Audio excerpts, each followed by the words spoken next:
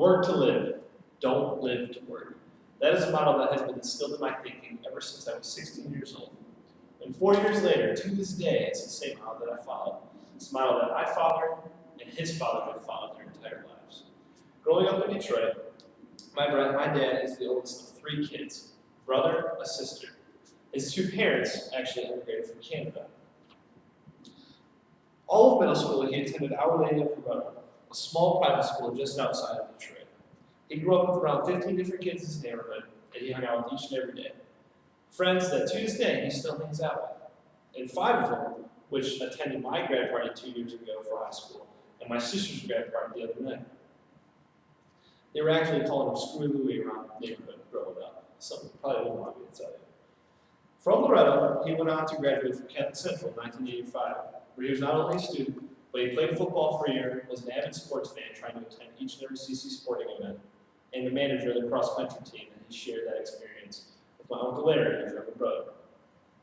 My dad wasn't just all play, however. He is the definition of a worker. He started working a paper route when he was just 12 years old, trying to make a little cash. From then on, he went on to experience a couple other jobs throughout high school and college, working at Tubby's and Men's Warehouse. He's actually been proud of this fact that he's bought each and every single car that he himself has driven. Growing up, he was always a very smart and talented individual, smooth talker. With this, he was able to pay his way through Lawrence Tech University, earning a mechanical engineering degree. He unfortunately coasted off this throughout high school and his undergrad, only earning a 2.5 GPA.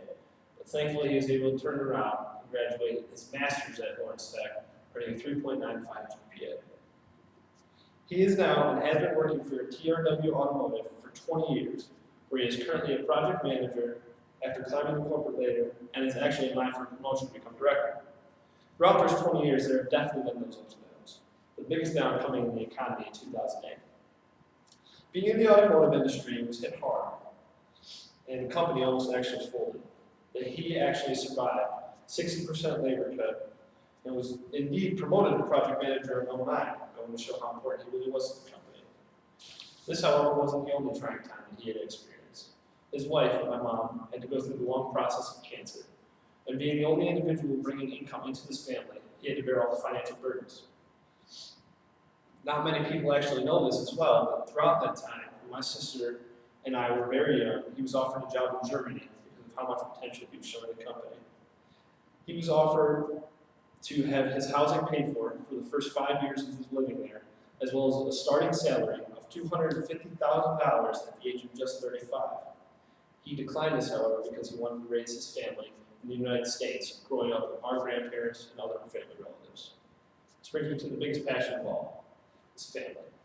He does everything and anything to be at each one of his 4 kids' sporting events. Whether it be football, basketball, or volleyball, he is there. Of course, he has had to miss some due to other sporting events of my siblings, but he never lacks in loving each one of us equally. He has never actually missed a single one of my football games. I started playing when I was in 6th grade, played all through high school, and even 1 year of college football out of state. He made 8 to 10 hours round-trip drive each and every weekend of my college season just to come watch me stand on the sidelines to support my team. That's how involved with sports he was for me. Sports have not only been a great way for him to enjoy himself, it was a great way for him to teach us kids the importance of being part of a team, learning how to work with other people, as well as the discipline, determination, and perseverance that comes along with trying to finish a long sports season. Being that he has always actually been a fan of sports, he found a different avenue to stay involved with them as he got older. He did this by becoming a referee. He has now been reffing sports for about 15 years, where he started reffing soccer, has moved on to basketball, and throughout the summers umpires men's softball league. Not many people actually know this about his reffing career, but his very first official basketball game that he ref was my JV basketball game against Catholic Central, his alma mater. Pretty ironic, huh?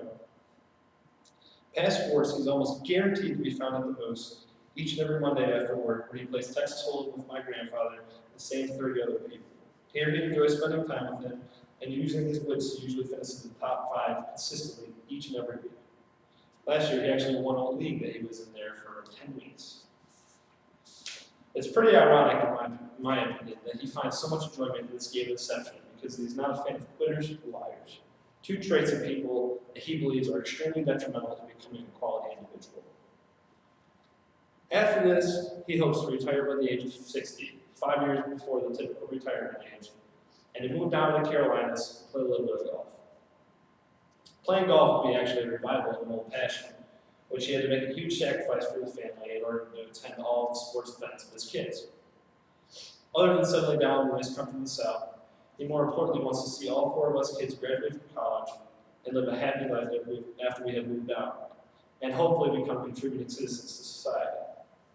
And how can I forget his dream to eventually win the $1 million lottery and buy a Qdoba where he can experiment running his own business.